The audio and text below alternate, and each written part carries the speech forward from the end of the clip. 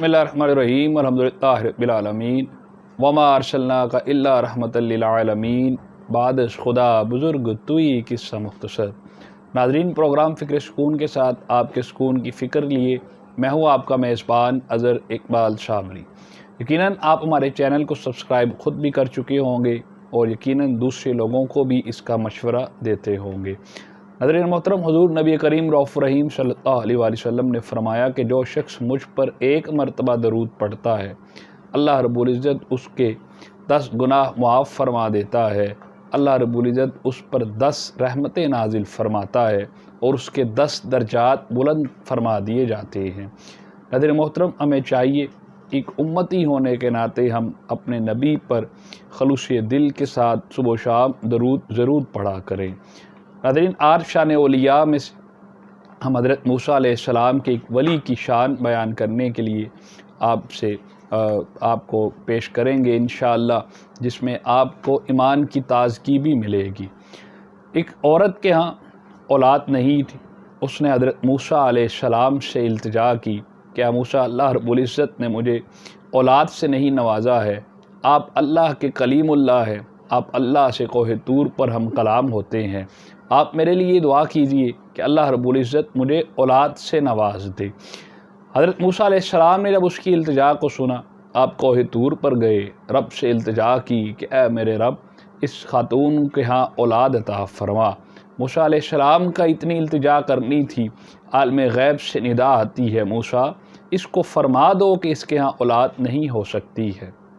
हज़रत मूसा अलैहिस्सलाम ने जब उस खातून को जाकर बता दिया और उस खातून ने जब ये सुना, कुछ अरसा गुज़रा। अरसा गुज़रने के बाद हज़रत मूसा अलैहिस्सलाम उधर से गुज़रते हैं।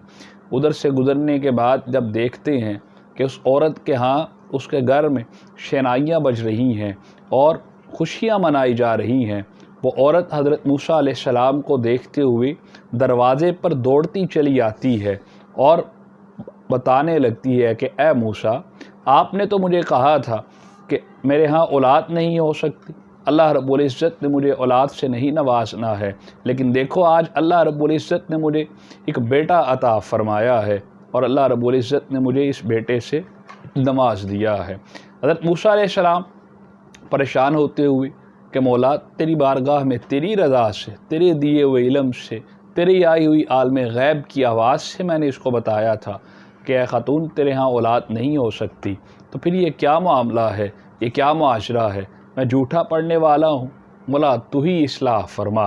हज़रत मूसा अलैहिस्सलाम कोहे दूर पर जाकर फिर अपने अल्लाह रब्बुल इज़्ज़त से ये दुआ करते हैं कि मौला, ये क्या मामला है, ये क्या मुआशरा है। आवाज़ आती है कि मूसा, तुझे ये सारा अमल हम सिखाएंगे ज़रूर, बताएंगे ज़रूर, तुम ऐसा करो, एक प्लेट ले जाओ और उस प्लेट में हमें किसी इंसान का गोश्त ला कर दो। हज़रत मूसा अलैहिस्सलाम उस प्लेट को लेते हैं, गली गली नगर नगर करिया करिया चलते चले जाते हैं कि रब को तुम्हारे गोश्त की ज़रूरत है। लोग हज़रत मूसा अलैहिस्सलाम का मजाक बनाते हैं, क्या रब को हमारे गोश्त की क्या ज़रूरत है, उसे क्यों ज़रूरत पड़ेगी, मूसा तुम पागल हो गए हो। ये बातें लोग करते चले जाते हैं। हज़रत मूसा अलैहिस्सलाम जब बढ़ते चले जाते हैं और चलते चलते एक ऐसे शख्स के पास पहुँचते हैं जो अल्लाह की इबादत में मशगूल था।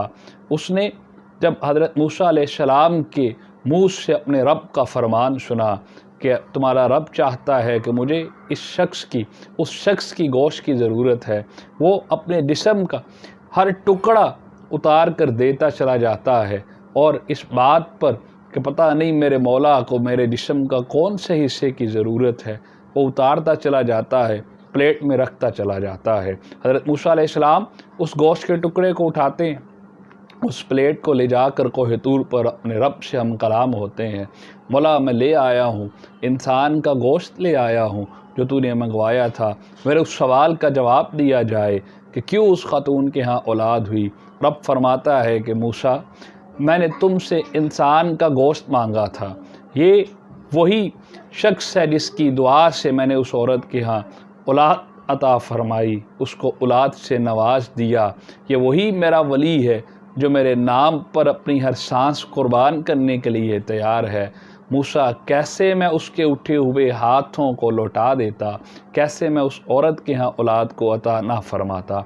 नाज़रीन इकराम, یہ شان ہے موسیٰ علیہ السلام کے ولی کی، تو آقا علیہ السلام آمینہ کے لال محمد مصطفیٰ صلی اللہ علیہ وآلہ وسلم کے اولیاء کی شان کا اندازہ کیا ہوگا، ان کی دی ہوئی دعاؤں کا اندازہ کیا ہوگا، ان کی اٹھے ہوئے ہاتھوں کو رب کس طریقے سے خالی ہاتھ نہیں لوٹاتا ہوگا۔